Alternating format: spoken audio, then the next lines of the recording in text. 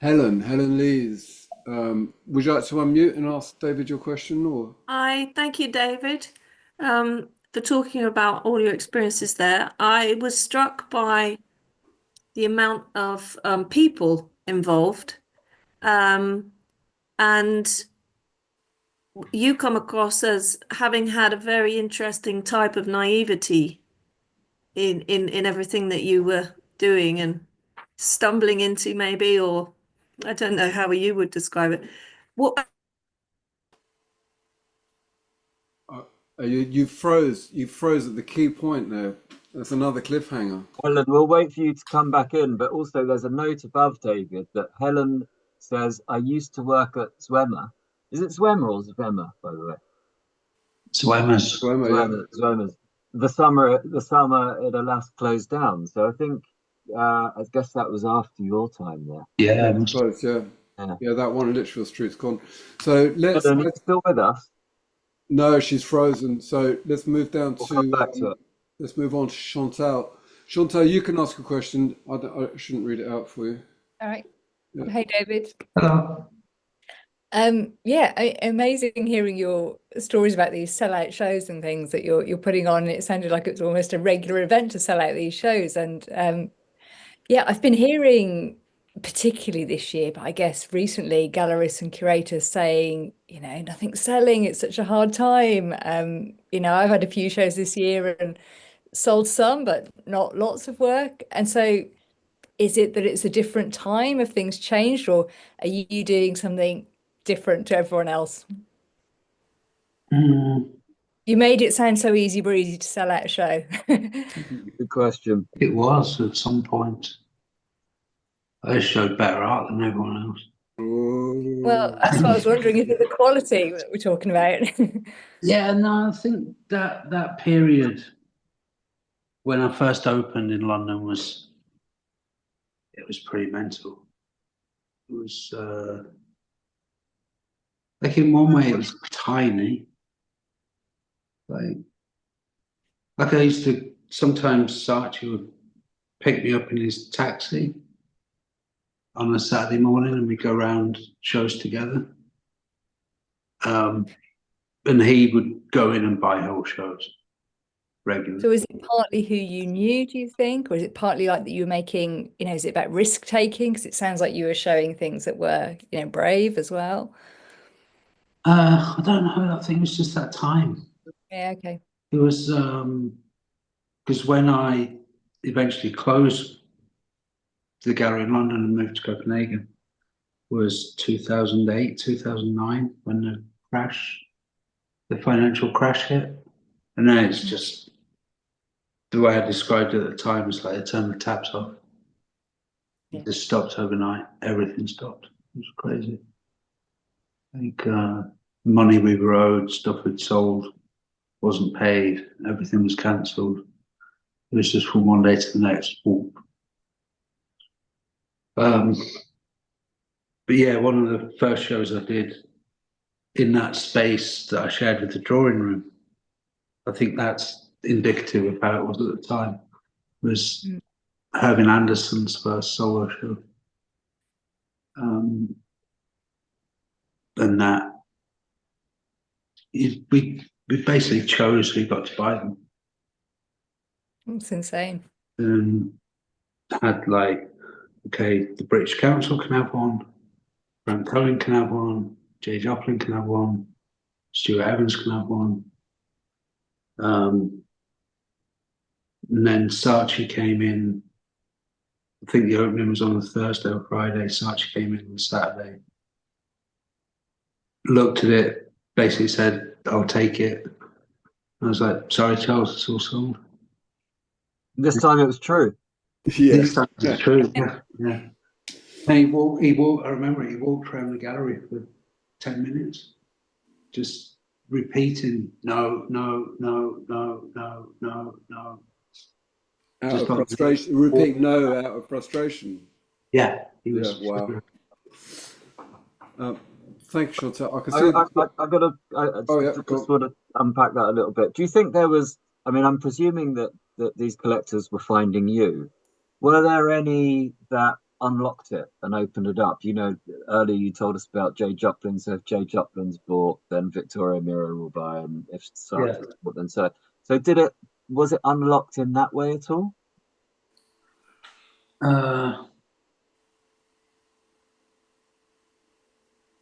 I think people just, it was kind of pre-email or just on the cusp of email starting. So it's just the listings in Time Out of what was on. And people were just very engaged and physically go and see stuff. And collectors would go to a very, very, very few collectors. But there was also much less choice, I think. So if you showed something good, there was a good chance of something happening. And it was very cheap, relatively. You know, they all made a lot more money out of it than I did. Those, you know, the two Doigs we sold for 15 grand, they'd be probably 15 million each now. The Herman Andersons were, I think they went in the end for about 4 grand each. They're £1 million each now. So those collectors who were going around seeing things did very, very well out of it. Compared to me anyway. Someone told me a maxim once that an art dealer doesn't make their money from the work they sell, they make their money from the work that they keep. Yeah, absolutely. I never kept anything. I never. Yeah, I wish if I could go back now, I'd buy something from every shop. Yeah. I'd never had the money to do it. Everything went into the next shop. So, is it oversaturated now, David? I know I'm aware we need to get on to questions. Yeah. But this is quite important, but is it? Do you think the gallery system and the art system is now oversaturated, or are there enough collectors to keep it afloat? I think everything's too saturated. There's too many artists, too many galleries, too many fairs, too many everything. Like to maintain any kind of quality anyway. I wouldn't know where to start now in a way. There's just so much. It's kind of overwhelming. I think, you know, at the time I used to battle against the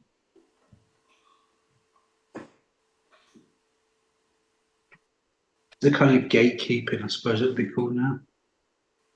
But looking back, I think it was great. I think it should be fairly exclusive. Like now you just see these, you know, the amount of white middle-class painters making Basquiat copies and doing it and being successful, and galleries showing that and being successful. I don't think anyone would have got away with that. I mean, like the kind of criticality around is so much more intense. It was, I think the gatekeeping then, it wasn't, like obviously there was a lot of class issues and a lot of money issues, but I think a lot of the gatekeeping was really on quality and the kind of criticality. One thing I'm shocked about now is the amount of space or potential there is for writing and for art criticism with the internet and with publishing being totally democratized, that there isn't any. There's no criticism at all, which is really worrying.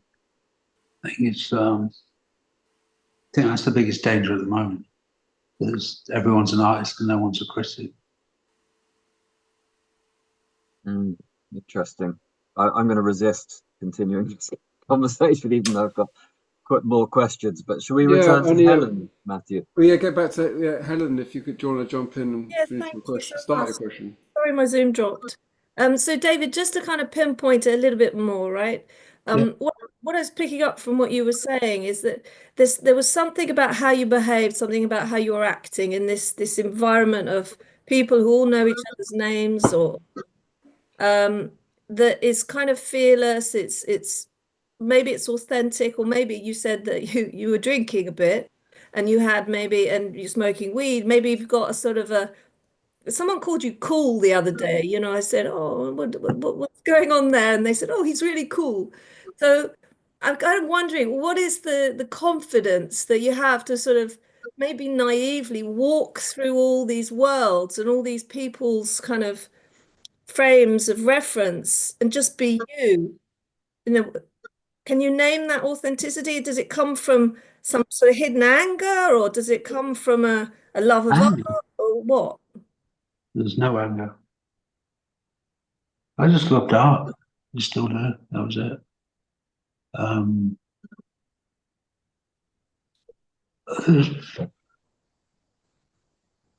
I think I knew I could talk to anyone about art and keep up. I think that was my key in a way. That was my answer. I was just completely obsessed with it, and always had been, and read as much as I could and looked at as much as I could. And I think, yeah, well, and I was extremely shy, like chronically shy. So I drank a lot and a lot of other stuff just to get me into a room. Like later on, when I had the gallery up, there was one period where I did, I think it was 11 flights in 8 days, and 4 of them were to New York and back for dinner. So there was, and every time I landed, I was on. Every time I landed, there was a museum dinner or a collector's house or an art fair or whatever. So I just drank non-stop just to get through it. That was one way I dealt with it. But no, I think it's just I just loved art. That was it. Thank you. And I thought the artists I worked with were amazing, and I wanted people to know about it. But there was weird, like, I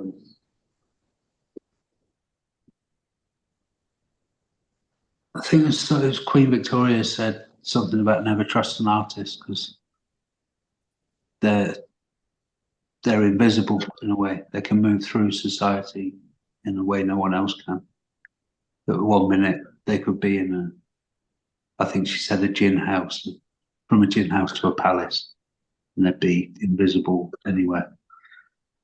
And I always felt that 1 minute I'd be in a sort of crack den in Amsterdam, and the next day I'd be in a billionaire collector's house selling art to them. It could go, and I'd be equally welcome in both and equally comfortable in both. Yeah, there was a lot of that. Thanks, that's really interesting. Yeah, it was fun. Robert Fitzmaurice.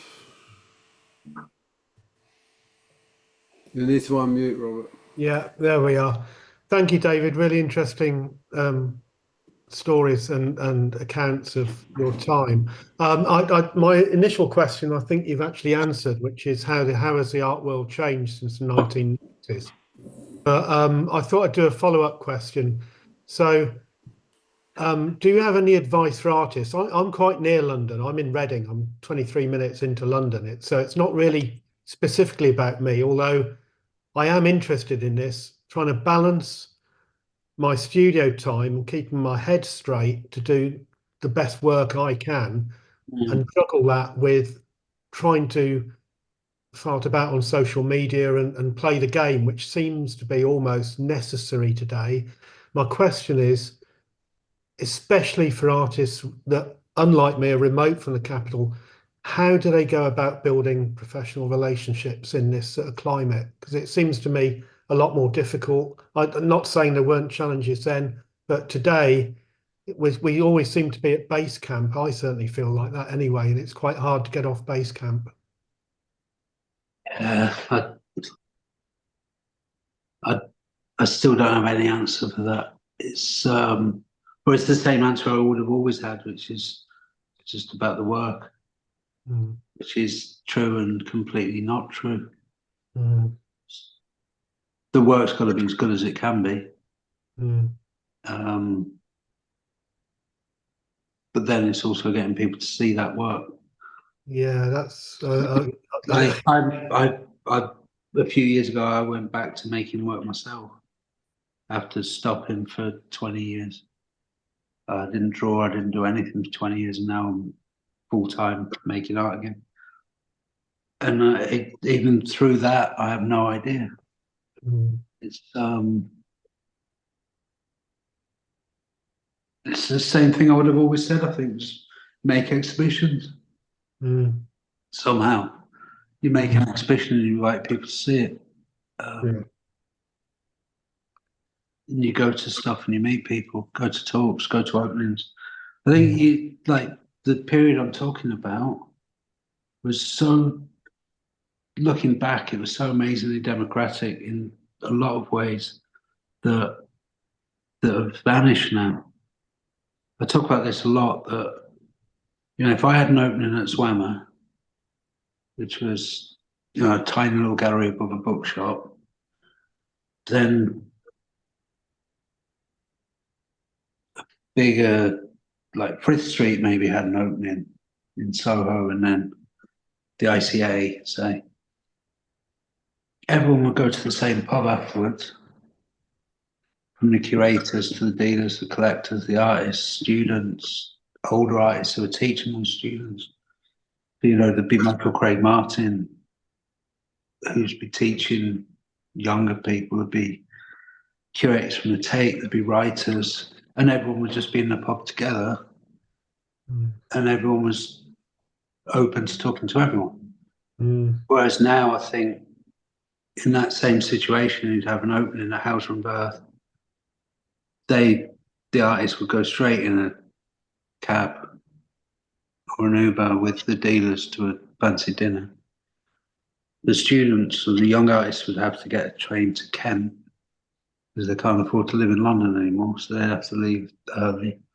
It's so fragmented that I don't think there's that core of everyone being in the same place at the same time on a kind of equal footing to just talk. And it's so professionalized now.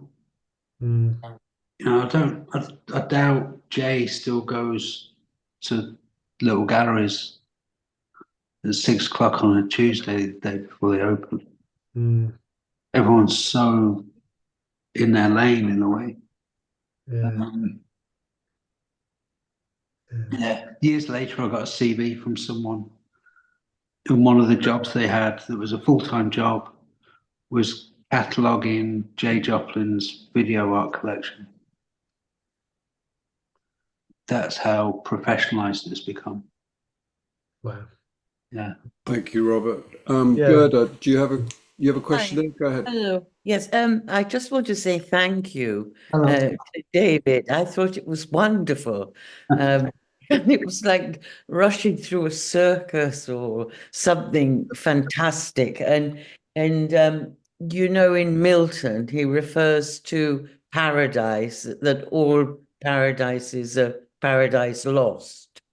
And so it was a bit like that, a lost paradise, but clearly it was as exciting a time, and you described it so brilliantly, and you've obviously been a key player in a very exciting time. So, everybody, when they talk about a time where Rousseau, Picasso and Apollinaire were all together, they all say it was a wonderful time, and they had a dinner in the Lapin, whatever it was called, for Rousseau. It's a bit like that hearing to you, listening to you. I hope it's not so nostalgic. No, it's not Still, so I'm still nostalgic, going. but it's as wonderful, really. Oh, thank you. Yes. I take my hat off. It was lovely. Thank you. Thank you, Gerda. It's really good to hear. Thank you. Yeah, I missed out. I missed out Peter right at the top there. I'm so sorry, Peter. No problem. No, I- I think I mean, thanks a lot, David. You've answered a lot of the questions already. I could just relate to the 1990s bit because I used to constantly be in London going to private views and everything in the 90s and trying to network with some success. So I can fully understand where you're coming from. But what advice would you give to a young person? Because I come across them all the time within the education sector. If someone wants to get into curating or making it as an artist, what advice would you give them if they were sat in front of you at the moment? How to get started? I think I know the answer because I think you've talked about it already because you're inspirational, and that's kind of obviously something you might be talking about. But Just make exhibitions. yeah, Yeah. Just one thing that is still true, I think, is artists love making shows, yeah. especially in odd situations. I don't think I've ever been turned down by an artist if I said I wanted to show them. So if someone wants to do curating, I just say curate. I just find spaces and do stuff.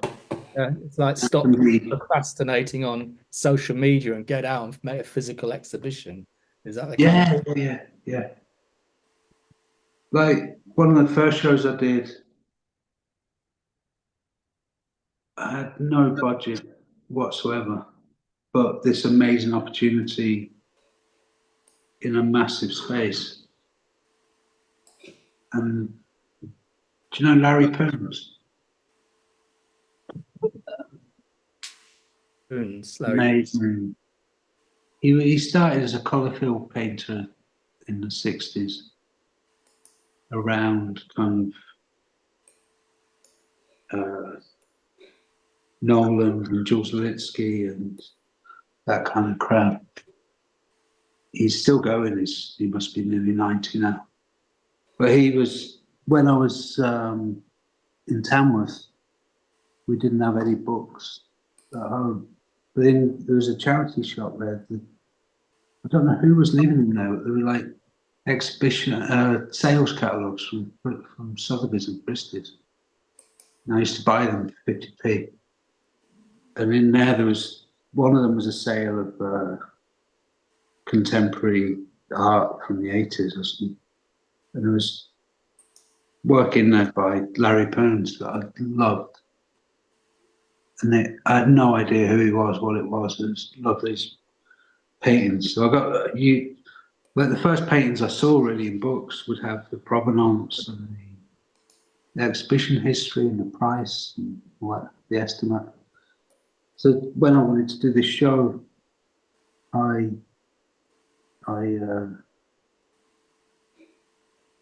found a phone number for him and called him in New York and said, I'm doing this exhibition. I want to show one of your paintings from the 60s and I want to show a new painting. And then he was like, I don't have any of the old paintings, but Frank Stella has one and James Rosenquist has one. You could call them and ask them if you can borrow them. So that's call Frank Stella and ask him if I could borrow a painting. And then Poons said, give me a new painting as well for the show. And then, like stupidly, but got away with it somehow, shipped them both uninsured, unstretched, folded in half, and showed them both in London. But he was like, he didn't know who I was, didn't know anything about me, but he was just really happy that someone young was interested in his work and wanted to show it in a context with a lot of good young artists. So I think especially for curating, you just get on with it. So what I'd like to do, I think we could Stuart has got a great kind of Yeah. wrap-up question. Love this question. Final question, I think. Yeah, it's Isn't a it? good one to finish on. So go ahead, Stuart. Here's with it. Mobile. I don't like it. That's the way we like it.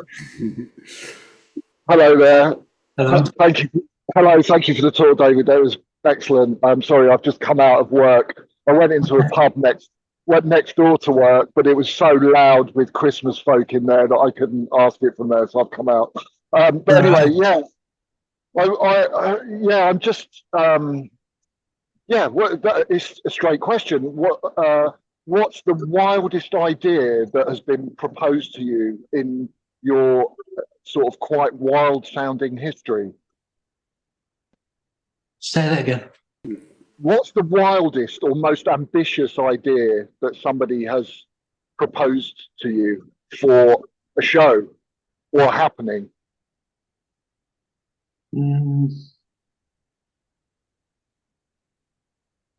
That's a good question.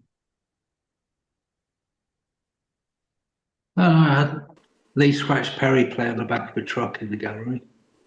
That was pretty good. Did that happen? Yeah. I mean, he's a wild man himself, isn't he? So. Yeah, that was amazing. For free, so we didn't announce it until about an hour before it happened. Oh wow! What was the context of that? Showed his drawings. All right. Of his drawings? Yeah. Wow. He collaborated he did a thing with an artist called Peter Harris.